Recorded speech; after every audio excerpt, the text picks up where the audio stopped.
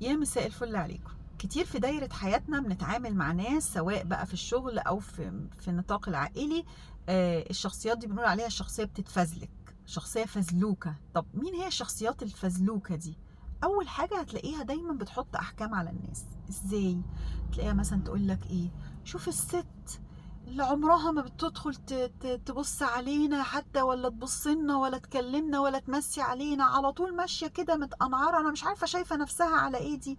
وفي الاخر اصلا تكتشف ان الست اللي بتتكلم عليها دي ست غلبانه جدا وفي حالها، وحاطه الايربودز مثلا في ودانها، فمش سامعه الناس وماشيه في طريقها مركزه، بس هي اصرت انها تحط حكم عليها لانها بتتفزلك.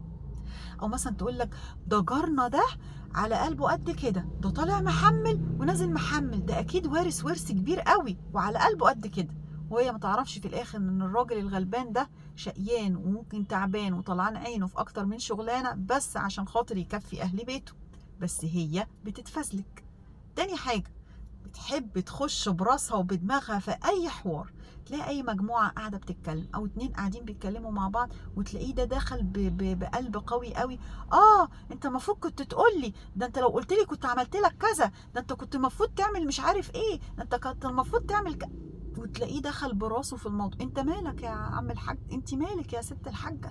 عشان هو بيحب يتفزلك، فلازم يبدي ان هو بقى ايه، بيقول بقى خبرته الجميله اللي هي اصلا ممكن تكون مزيفه ملهاش علاقه اصلا بالصحه، بس هو يحب قوي يحشر نفسه كده في المواضيع. تالت حاجه ودي مهمه جدا وواضحه، لا يمكن يقولك انا معرفش حاجه. ايا كان اللي حصل قصاده، اي موقف اتعمل قصاده او اي حد طلب رايه، هتلاقيه دايما يقولك انا اعرف. طب المحل الفلاني اعرفه.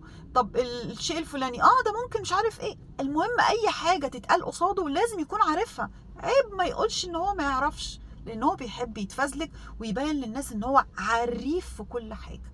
طبعا دي كلها شخصيات من نوع المتفزلك. طب الشخصيه الفزلوكه دي نتعامل معاها ازاي؟ سطح علاقتك بيها على قد ما تقدر. يعني اكيد يوم ما تحب ان انت تطلب رأي من حد موثوق فيه، اكيد مش هتروح قدام الشخصية الفزلوكة دي وتتكلم. فحاول على قدر الامكان ان انتوا مع الشخصيات اللي هي بتتفزلك سطح علاقتك معاها وما تدخلهاش في امور حياتك. لحظة حلوة.